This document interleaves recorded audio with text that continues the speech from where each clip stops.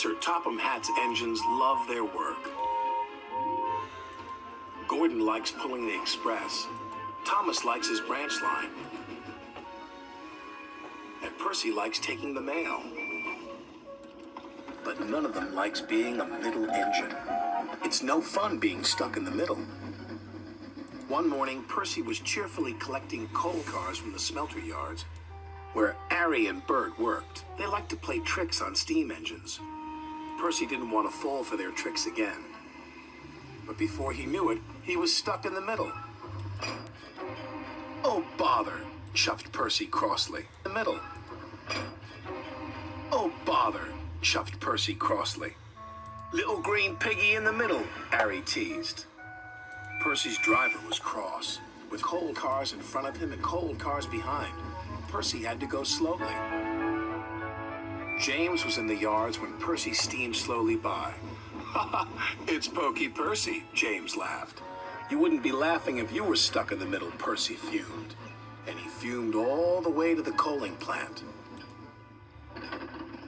One by one, he shunted his coal cars onto the tipper's loading ramp, and the coal was unloaded. Percy was not allowed to cross the loading ramp until the tipper had been turned off. It was against the rules.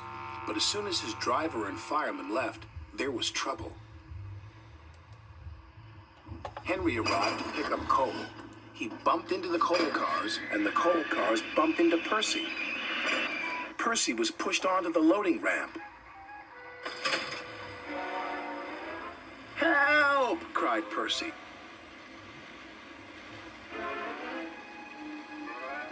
Percy was hoisted up.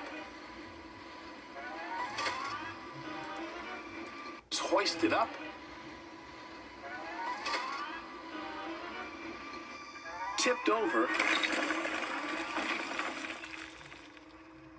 And brought back down again.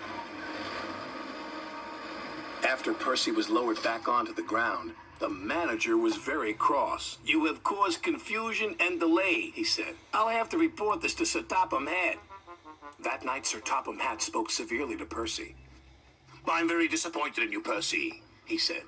"You know it's against the rules to go on to the tipper's loading ramp."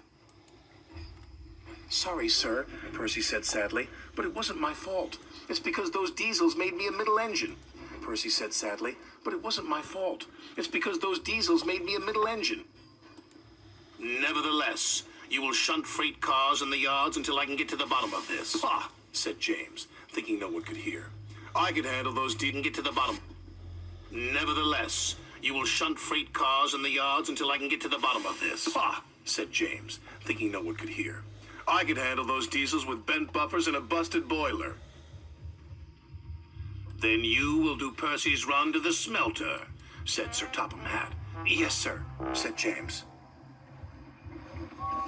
The next day, James arrived at the smelter. He was determined not to be tricked by Arry and Bert. "Hello, James," oozed Arry. "Come to learn a thing or two from those who know?"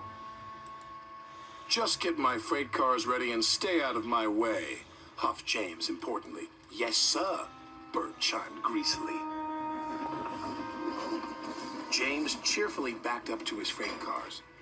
He was certain he had fooled Arry and Bert, but he was wrong. "Little red piggy in the middle," chortled Arry. "Just like Percy," jeered Bert. "I am not like Percy," huffed James. "I'm not a middle engine, and I'm not moving." And he didn't. When Sir Topham Hatt heard the news, he sent Percy to fetch James. This made Percy happy. He buffered up to James and took him, along with all the freight cars, to the docks.